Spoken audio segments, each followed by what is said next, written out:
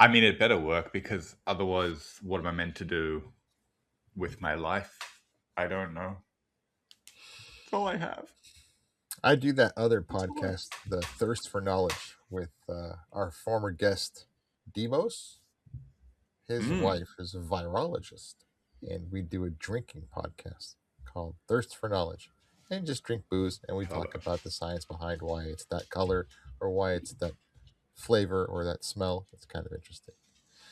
And we drink while we record the show.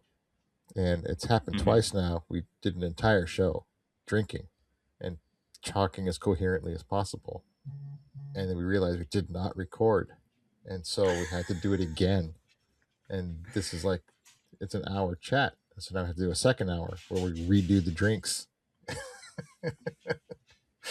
and try to talk about So what you we were just talked about. forced. So you were forced to drink more than you felt comfortable with, and then try to half drunkenly remember the conversation that you had just had while drinking. It's not that I was not comfortable with it, very comfortable. But it's the fact that forcing the, oh, I did not know that when I literally just learned it.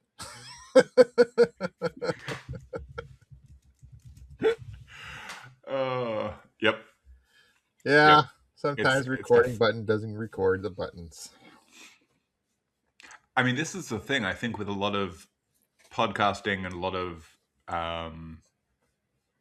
like any public speaking, I don't know. I think that the real art of it is to make it seem natural when it's actually planned and prepared and at least partially scripted.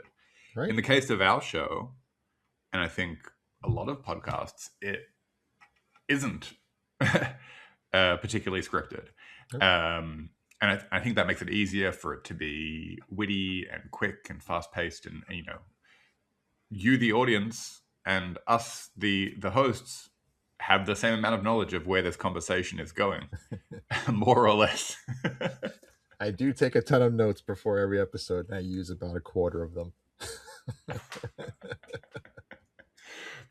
We should do that. We should look at, like, I don't know if you like angrily circle all of the notes that you don't get to use, but we should do additional episodes where we revisit those topics and like, you know that experience of coming out of an exam. It's like, oh, they didn't ask me all the things that I studied, Yeah, yeah, yeah.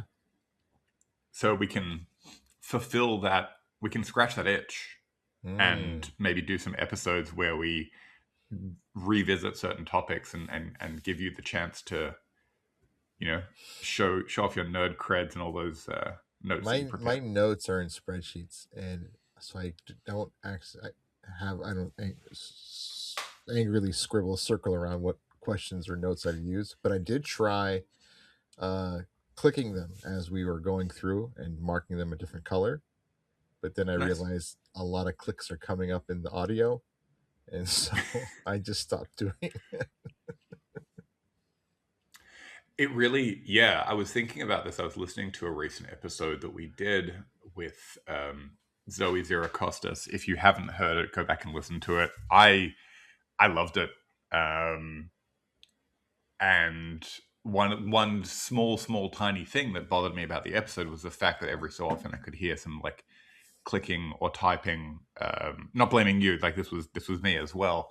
Benjamin and I often like scribble little notes to each other saying, oh my god, this is so amazing, when we have particularly amazing guests, just like Zoe was. Which is often. um, which is often. Honestly, all of our guests are great, but there's this weird trade-off where it's kind of, I don't know, to me, unmiking or muting myself rather, and then unmuting myself when I'm ready to talk, I feel like that can sometimes lead to, um, it slows down the reactions. Like I was saying before, you want everything to be natural. You want it to be fast paced, and you want, natural human conversation, conversational response times. Not like, oh, I have something to say. Let me unmute myself and blah blah blah. So for folks who get frustrated by the sounds of us clicking and us typing, apologies, but that's kind of the cost of doing human business. We're doing it live. Live. Yes. And today, especially, we are doing something live that we have, I guess, spoken about a little bit in the past. Something that's happening live right now as we're recording. Actually, it's coming towards Right its end. now. That's right. Oh my gosh. Yeah. We're talking about Artemis Is 2. Um, a lot of fun things have been happening on this mission, and we talked about Artemis 2 before with our mhm. wonderful talking ass guest, Danny, but it had not launched yet at that time. And now that it is 9 days done of its 10-day trip, we have a lot of new stuff that we've learned about the goings on that trip and that mission. And there's been a lot of laughs and a lot of tears and a lot of oh my gods. So many. I feel like there's been some moments where it was just as emotional for us as viewers from here on Earth as it was for the astronauts themselves. It's been Yes. quite a ride, no pun intended, for all of us. Starting off with something funny because this is what inspired us to do all the weird things that are going on. Weird as in weird and weird as in interesting. Is the Nutella jar on on day 4 of this mission. Um, and all the socials were flooded from NASA and from ESA and from the Canadian Space Agency, and then all the news channels also reposting it. That while everyone was packing stuff away on the trip, there's a live feed inside the cabin, so you can, if you want, you can watch the entire mission unfold. I think they turn it off for a few hours a day. I guess personal hygiene reference reasons, or they're sleeping here and there, but Sure. you can watch the entire thing. And so they're packing up all their food after they've eaten and such. And as the weird camera angle goes, uh, excuse me, uh, um, Christina Koch, she's in the closest to the camera, and she's packing things away, and the camera angle is such that you can look. She's put her head down, and so you're looking past her head, down her body towards the rest of the room, and as she's fiddling with something, and then out floats in front of her a jar of Nutella, and it turns slowly and beautifully so you can see the whole label face to camera, and then the light shined on it, and then it kept tumbling towards the back until it hit somebody's foot. But it was slow and it was gorgeous, and it gives you a nice little sense of the size of the space, the type of food they're allowed to bring on the trip, and it's just very, very funny. It got lots of laughter going on back at in Houston.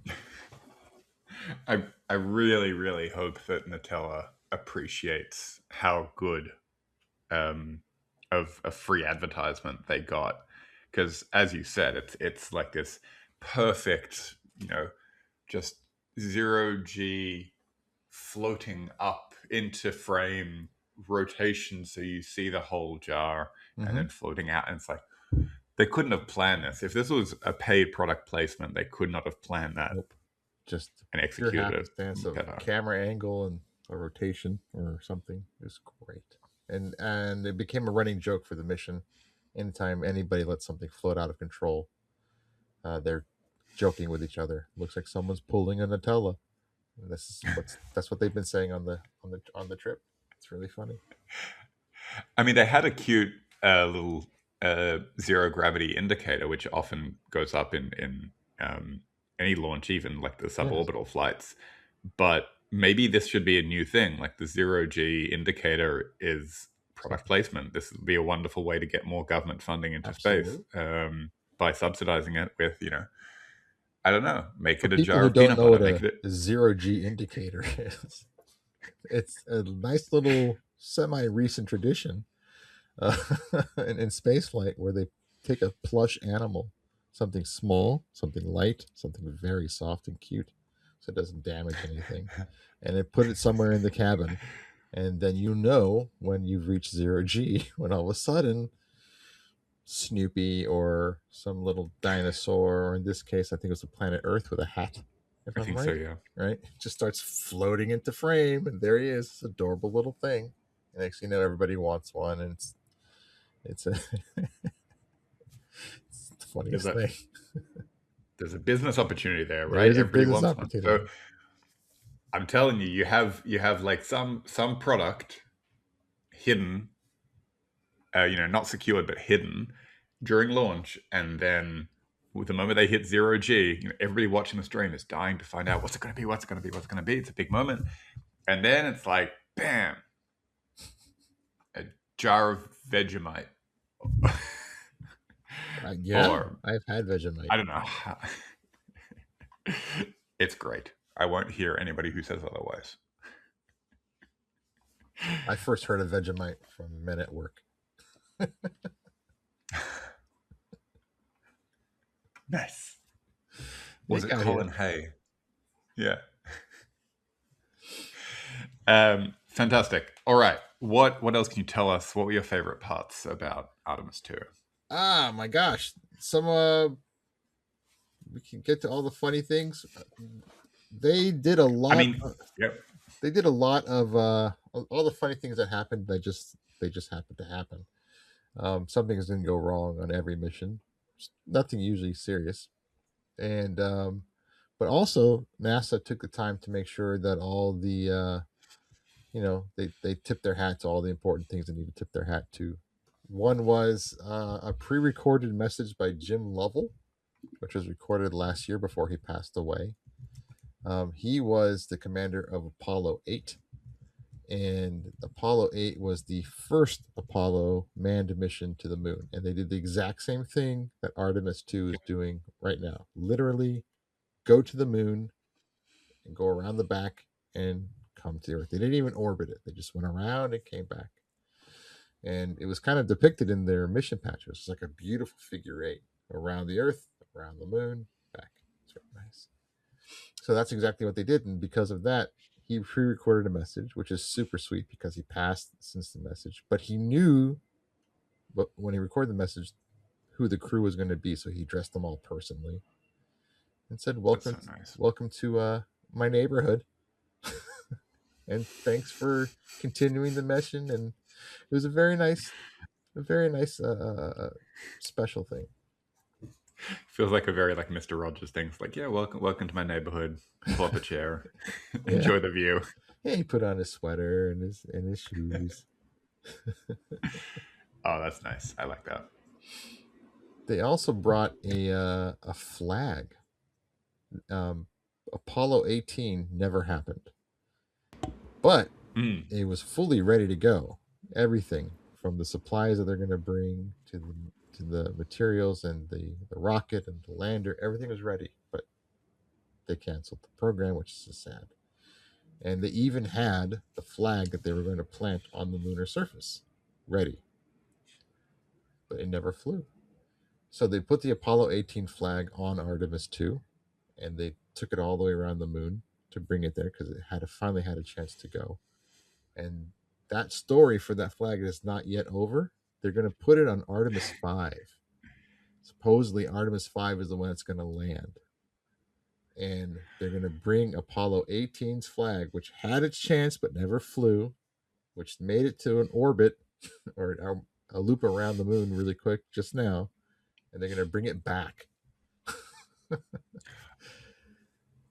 That's cool. I have two follow-up questions. Yeah. So the first is this like a mission flag, or is this another US flag to put on there? This is the flag that they were going to bring, the actual thing that was packed to put on a flagpole on the moon back in the early 70s. But I'm saying, like in the early 70s in the Apollo era, they put a US flag up on the moon. So this is another US flag? Another one of those Apollo US flags, yes. Awesome. Okay, yeah. I mean, the one that was originally placed there is probably like bleach white at this point it's bleached from white. solar radiation. Yes. Yeah. It's very bleached. It's kind of looking like the French flag, I guess, at this point. Ah! I get it. uh, and my second question was Artemis 5, you said. So I know that the original plan was Artemis 1 uncrewed orbit, um, Artemis 2 crewed orbit, and then Artemis 3 crewed landing. And I know that there was a delay put in that, and I thought that that was going to just be shifted by one. So you're saying it's shifted by two I, missions? I'm So not three exactly and sure how they four shifted it or will why not land? why the naming or numbering convention is the way it is. But I Hmm. do know that they have a couple more tests to do. They have to fly the Orion capsule with a lander.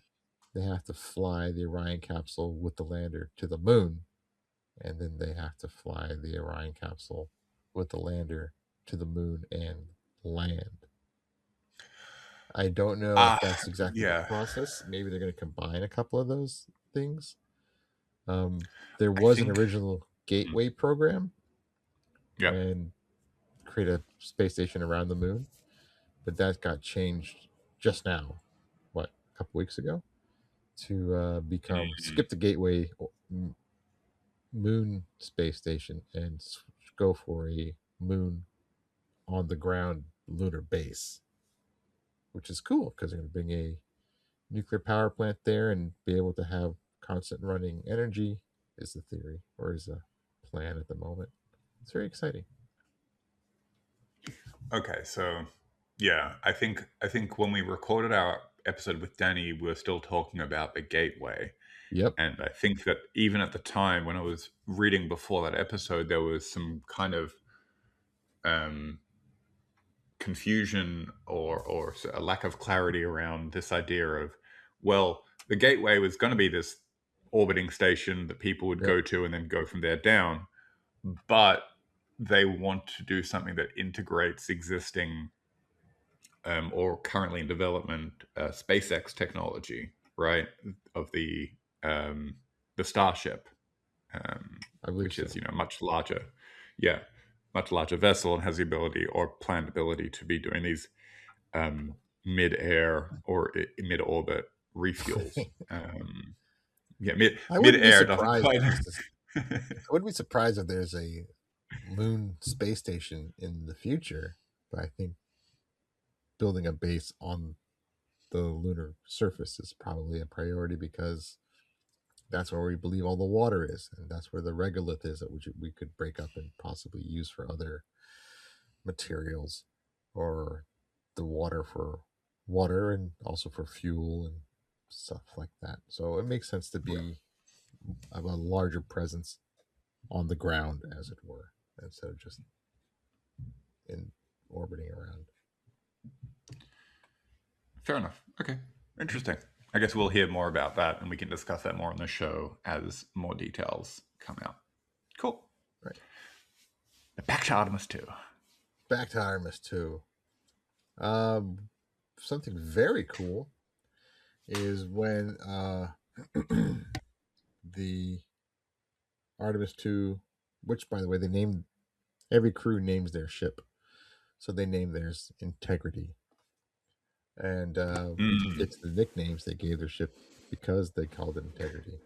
We can get to the nicknames from Integrity later. But when Integrity was going around the far side of the moon, and a lot of people call it the dark side of the moon, every side of the moon is equally lit and darkened over time because it cycles. So it's smarter to call it the far side of the moon because that's the part that's farthest away from us. Um, Yep. when they went around the far side of the moon, uh, first of all, they went further away from the Earth than anybody else ever did. The record was held before by Apollo 13. They went Mm-hmm. 248,000 something miles away from Earth. And Apollo, and Artemis 2, which is traveling faster than than Apollo 13. They made it to 252 plus some more odd thousand miles away from the Earth. And while they were there, they went around the far side of the moon. And since it was lined up in such a way that there was a solar eclipse, but from the perspective of the moon. So instead of being here on Earth during a solar eclipse and the moon is between you and the sun, for Artemis II, they had a solar eclipse from the moon in which the Earth is between them and the sun. And they were able to see just incredible darkness because there's nothing. They turned off the lights in the cabin in advance of this moment because their eyes needed time to adjust to total dark. They turned off as many lights as they could. There are a lot of lights you can't turn off in there, like but small ambient things. But it was supposedly absolutely amazing. It was the stars that they saw were so plentiful and so many. It was difficult to make out the constellations. It was just So cool. amazing. Just and none of them flickered, according to one of the reports. They were all just steady, crisp, clear pinpoints of light. So amazing. I mean, so this for people who use the metric system, which I guess is basically everyone except one country. Um, so that's about 400,000 kilometers away, right? Something like that, which is Mm-hmm. like bananas, right? We're talking about sending a bunch of humans nearly 500,000 kilometers away into space and bringing them back safely. Um, yeah, that on its own is phenomenal. On the starlight thing, I mean, I think a lot of the flickering that we see, or what you'd call maybe more technically scintillation, Mm-hmm. a lot of that is happening, or at least what we observe to be happening here on Earth, is because the light is kind of bouncing around off particles of the atmosphere as it travels from the star to us. I guess it would make sense why the stars were also like steady from their perspective. I would love to see that. Yeah, me too. Dibs. Dibs. Actually, they did do that. They did have a kind of a dibs thing. Everybody wanted to look out the window when they got close to the moon and went over the surface, and everyone wanted to smush their faces up against the windows to look at the stars.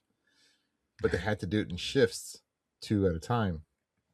So Because somebody had to fly the somebody has to man the spaceship. You can't just all look out the window and have a great time. Yes, technically, physics, if everything's 100% correctly, physics is going to carry you around the moon and back. But someone's got to someone's got to mind the store. Oh, well. Another cool thing that they saw um, as they're flying around the there it is, the moon, is they saw meteor impacts as they were happening. Which, Really? I didn't hear yes, about this. they did. They saw three, possibly four, bright flashes on the far side, and uh, astronaut Victor Glover, is that his name? He Hmm. described it as, it looks like a paparazzi camera flash, but just a few by themselves. And since no science cameras were aimed at the surface at the specific point where the impacts were, because nobody knew they would happen, it was just eyeballs only, and they all saw it. And it was just no, they all didn't see it. Some saw it, some didn't. One guy saw two. I believe it was Commander Wiseman saw two, Hmm. and they saw these little flashes Lucky. of, and it confirmed that when it hits, it makes a big bright light and a little poof, and they saw it happen. I wonder if this is like the I'm blanking on the name for it, but there's a like a static electricity effect Mm.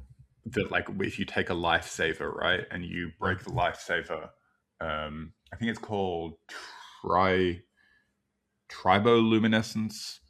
It's not, yeah, not bioluminescence, triboluminescence. When you take a lifesaver candy and you crack it in half, there's like this tiny flash of lightning created by, I think, something to do with static electricity. Hmm. So I wonder, like, if that's the if that's the same thing that they were witnessing um, when they saw the meteor impacts. Interesting. Hmm. Okay. Now I have to go get a lightsaber. Yeah.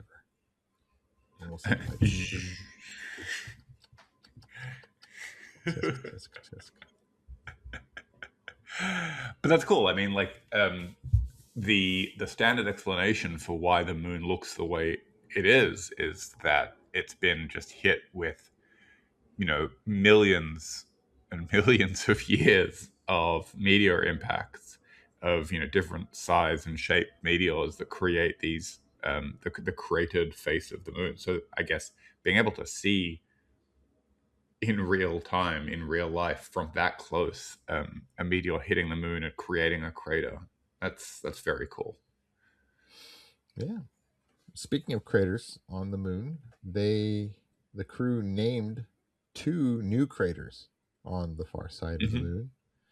moon. One, they named it after their ship Integrity Yep. near the South Pole, and one for crewman Wiseman's wife Carol, who passed away. And it was very, very sweet and very, very sad. And as soon as they announced it, it was immediately accepted by NASA, and then, of course, believe it or not, accepted by the IAU as a whole. Fine. Oh, they've Yeah, already confirmed that. supposedly. Nice. I saw an article. Why would anyone argue it? I mean, they literally went there. Yeah, we were there first. Yeah, like we saw it. We're there. Okay. Yeah, I assume the next guy who goes there and sees a new crater, name it after his dog. That's fine. But it was very sentimental and sweet. And yeah, I mean, I know the IAU approval takes years to go through, but supposedly they heard it, and I guess the process of beginning to approve it started right away. Yeah. But still, who's going to argue Well, Crater Carol? it's really sweet. What I heard was that this wasn't Reed Weissman's idea. It was the whole crew. The Oh, rest of the crew came to him um, a few days before the launch, when they were in quarantine prior to the launch at Kennedy Space Center, and said, "Hey, we think it'd be really nice to do this for you." And yeah, it's really beautiful that the bonding that crews have, because they spend years training together. absolutely. So yeah, that's really nice. I think there's something like what 1.5 million craters on the moon that are of I think 100 meters or 500 meters across or greater, and Hmm. and like maybe 10% of them are named because there's just so many. Yep. So I don't see any pushback. Like, oh no, we're saving these other 987,000 craters for some other project.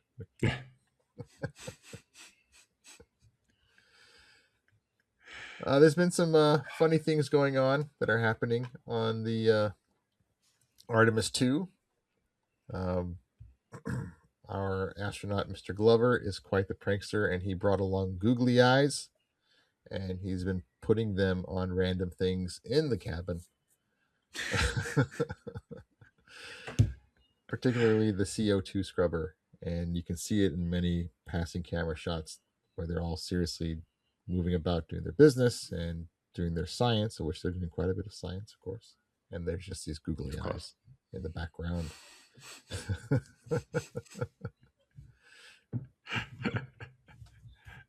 It's so cool. I mean, yeah, I guess they're not going to bring a gorilla suit. It's not the Oh, ISS. You don't have yeah, enough that's room old to move hat. That's around. old. That's been done. And I'm happy it's done. They need some recreation, even if it's that stupid, because they're up there for Oh, absolutely. Absolutely. something that's not fun is when you're going on a trip this long and you're gonna have to use the restroom. You'd like to know it's gonna Mm. work, but on this particular mission, the toilet broke. twice. Twice. The first thing that happened was that there is a fan inside the restroom.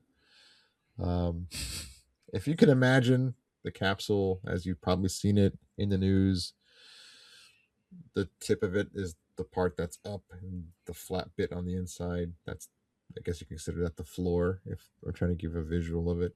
Inside the bottom flat bit inside, there's a large door, and you can go inside, and that's where the cramped little restroom is, with all the vacuum apparatus you would need to place near your body to take away your stuff.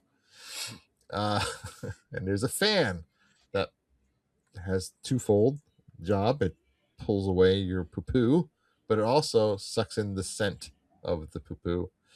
And that fan broke. And they didn't know what to do. So,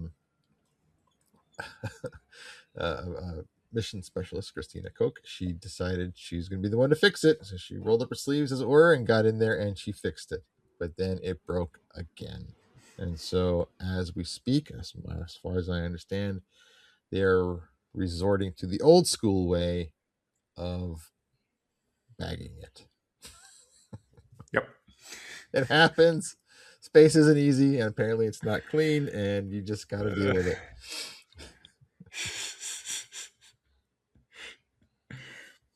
I mean, it's not like they could have just gone before. I'm sure they did. Should have gone before we left. Well, the amount of food that they're sending them with, it's an incredible amount of food, actually. I found out that for Apollo, they were sent with twice as much food as they would need. And Right. it was very standardized and somewhat bland. It wasn't the best food, but it was pretty good. Better than the Mercury food, which was nothing really. But this crew is being sent for 4 people with 3 times as much food as they would need, 3 times as much water, 3 times as much oxygen, because you never know.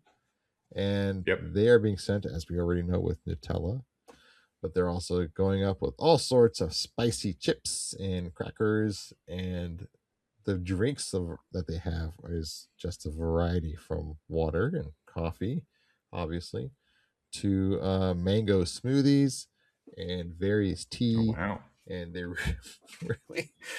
really just, the menu itself is way to go. Yeah, you're making me hungry just talking about it. I know. I actually, I should probably know this, but I wonder, are they, so they have a large enough supply, like it's a short-term mission, they have a large enough supply of water and fluids to keep them going the whole time. But do they have a backup system for recycling liquids like they have on the International Space Station? I don't know. I wouldn't be. I don't know. I don't think that they would need it. It's not like they're going a long duration stay, Right. but I suppose it would be handy. I should look that up. Yeah. Or if anybody listening or watching happens to know the answer, feel free to write into us and let us know. Educate us. We need education. Please, I love learning new things. Yeah, absolutely. Absolutely. Absolutely. This is, yeah, okay. This is a really, there's a lot going on in this mission, and I feel like there are a lot of moving parts. Some of them broken. In the case of the bathroom, the potty, yeah. God, that actually would have been another great room for product placement. They could have used some of that poopery spray if the fan stopped working. Do they have that in the US, poopery? Or is that just... I know it is. Poopery, we are looking for sponsors for this season. Please, Poopery, please come. Anything. Yeah, absolutely. We'll demonstrate using it on the show. It'll be great. We can make up a jingle. Poopery for you, poopery for me. When I go pee. There. Yeah. See how easy that is? Poopery? Yeah. Oh, wow. We have the whole limerick. Poopery for you. I can't even say it now. Poopery for you, poopery for me, for when I go poo, or sometimes even when I pee. There you go. There you go. Thank you. That'll be $700, please. There you go. They did do some testing up there, some actual science and actual important research. They tested Hmm. brand new CO2 scrubbers.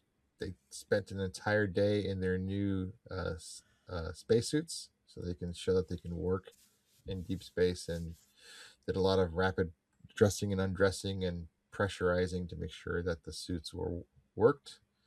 A lot of working on their star-based navigation, a lot of work on emergency medical procedures.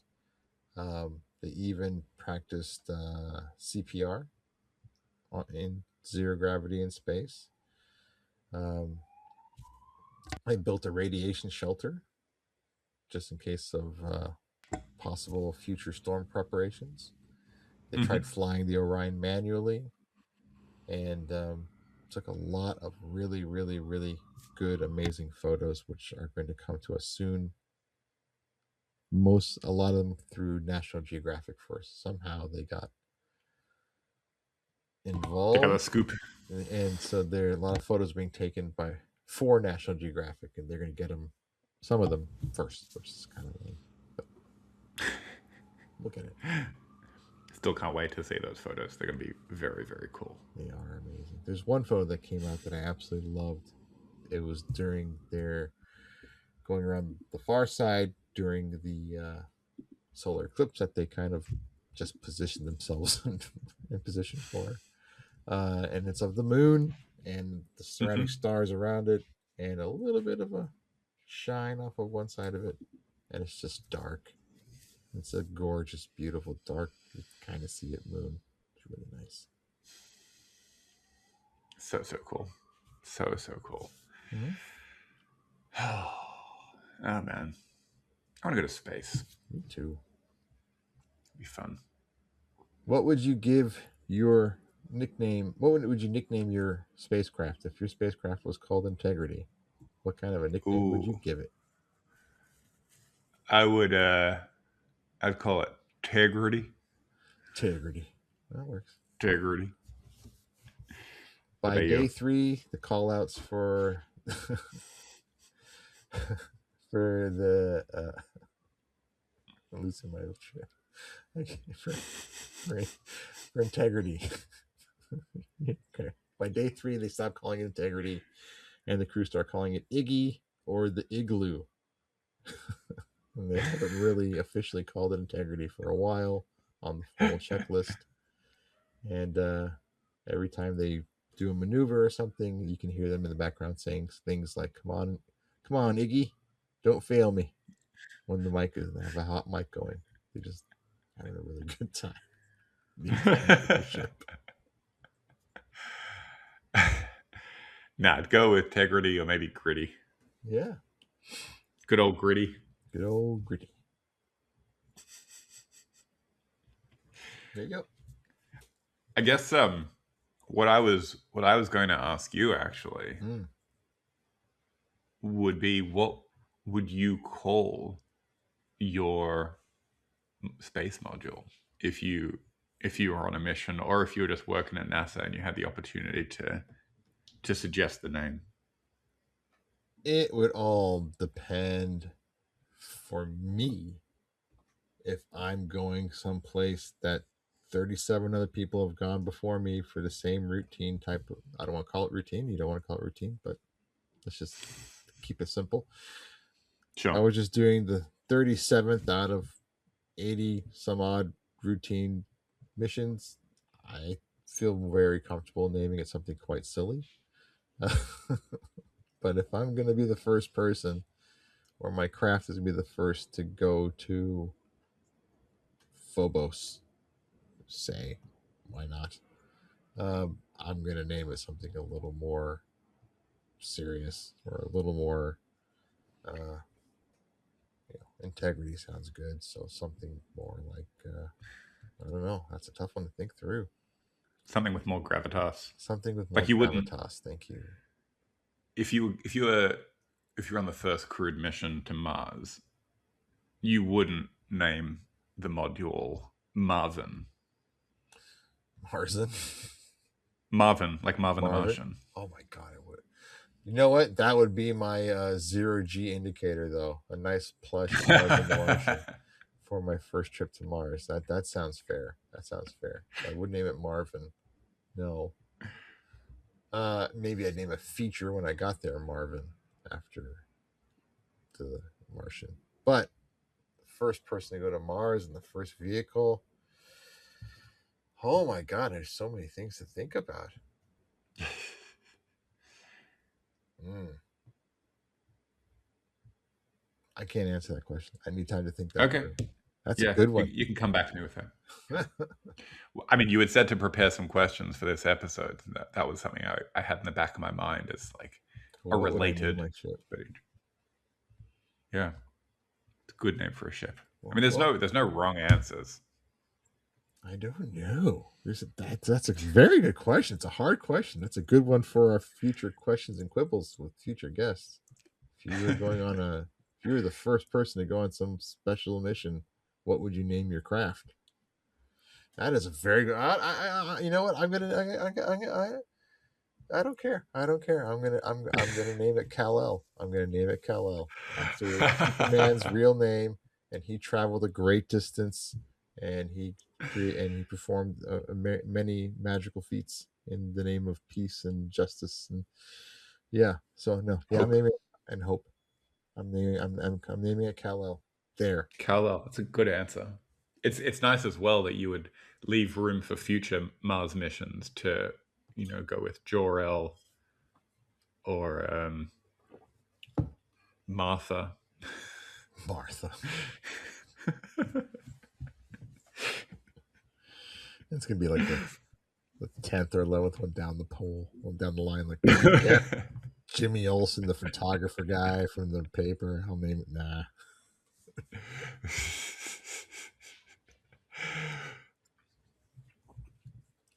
Yeah. Speaking of the paper, I did have one other question for you that I prepared in advance, Oh and that was boy. just a nice segue.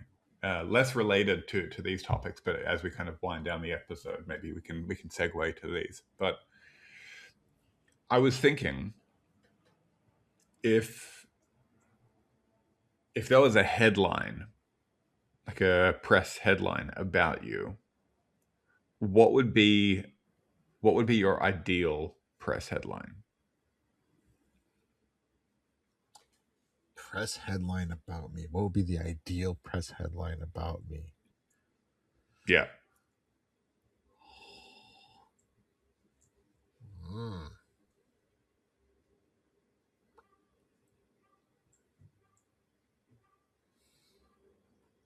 It's a tricky one. Yeah, for folks who are just No, listening, I Benjamin's already deep in know where it's thought. going. I'm just trying to think what I want it to be. A baseball one, and that's the first thing that popped in my head, and I want it to be. Benjamin Salas, first owner of 2 Major League Baseball teams. Ooh. Boom.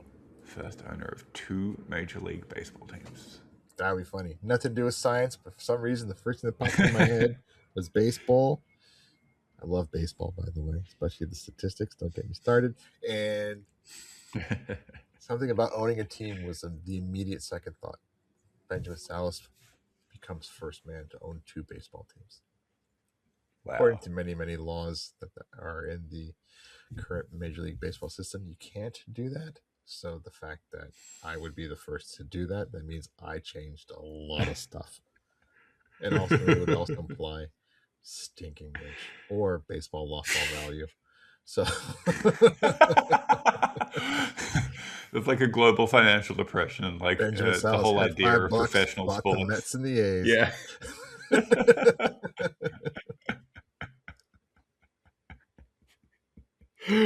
Oh, I love that. Oh, that's great. That's That's a great. good Yeah, question. that'd be a. I think so. We could get some good answers We from get some good folks answers. I if gotta we. make notes of these. Yeah. Yeah. Cool. All right.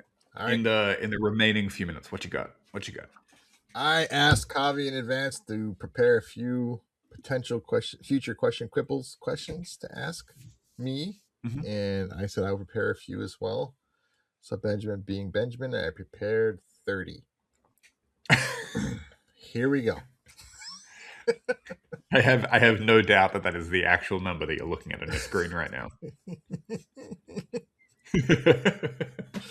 3 columns of 10, so it's nice and orderly. I'm going to ask you one from each column. We'll see how it goes. All right, let's do it. Okay. I don't know which one to choose. I'm scared.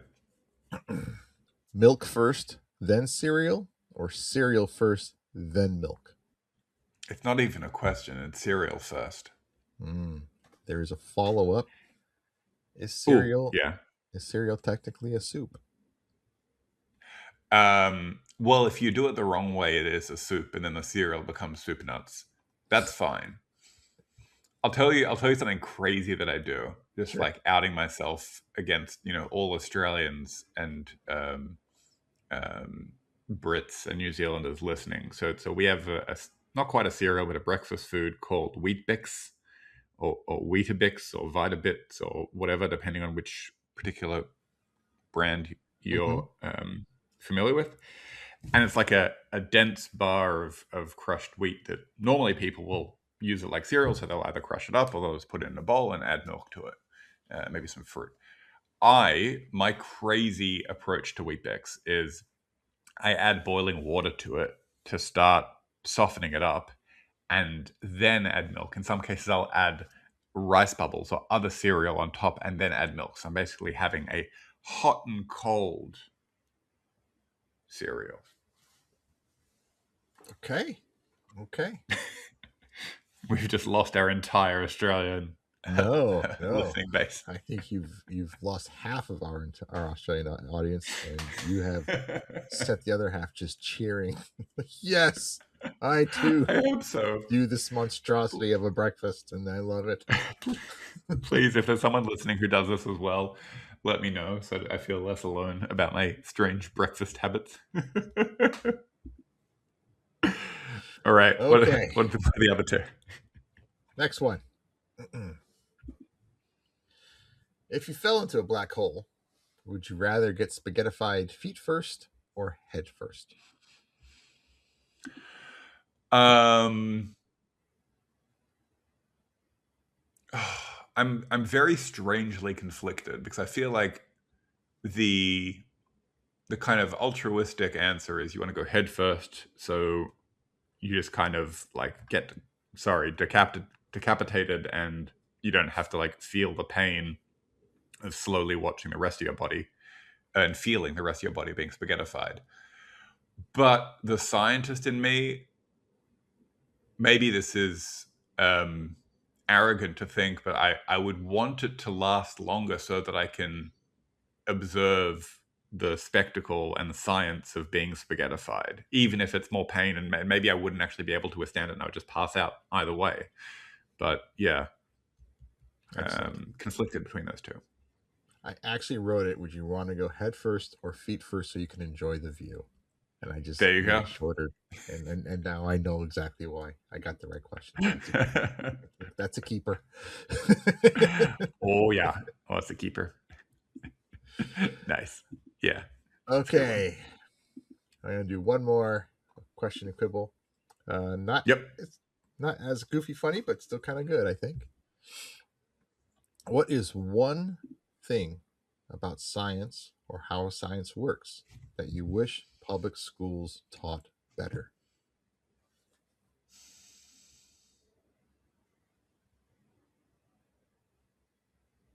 I think this is my. So I'm just going with my gut. I haven't thought about this before, and there are specific topics you could look at,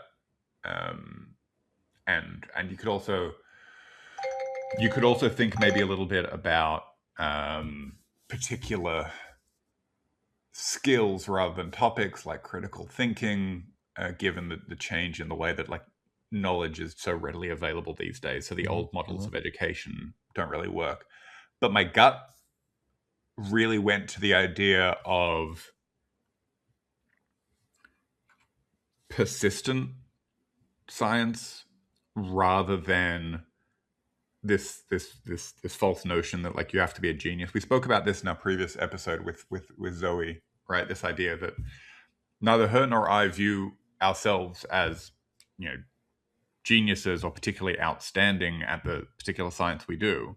We just have this stubbornness and persistence, and we're just like, we have a brain, it works, and the rest of it is just working hard, trying to be organized and just doing the thing. So I think that if that lesson was taught to students, I think that would be really helpful for them and for the future generations of scientists.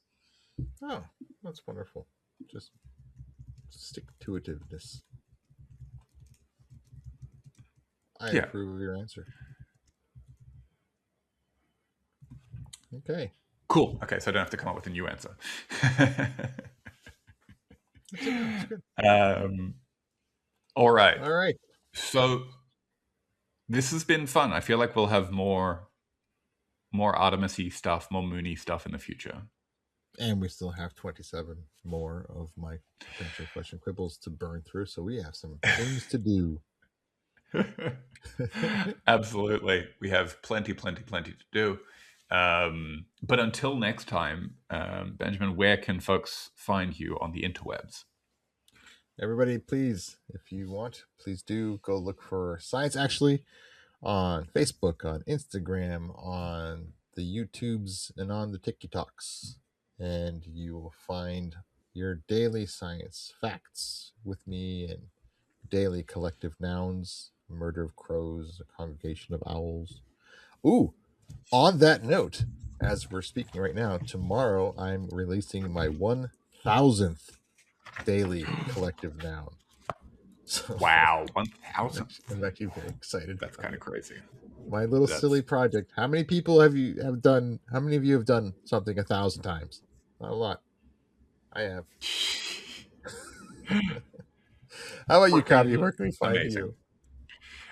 Folks can find me on all of the socials at Fun Fact Science, where I think I hit 1,000 fun facts when I was originally doing Fun Fact Science as like a daily fun fact posting before switching to kind of more of a general platform. Thank you. Yeah, it was on Fun Fact Science where I got my start doing science communication. And yeah, folks, if you want to hear or watch other episodes of ours, you can find previous episodes on Spotify, Apple Play, whatever podcast app you use, and see our beautiful faces on the TikTok or on YouTube. Let us know if you have any ideas for cool guests or cool topics that we could talk about in the future. And we will see you all next time on the next episode of Science Actually Presents The Nerd and the Scientist. Later, everybody. Thank you. Thanks.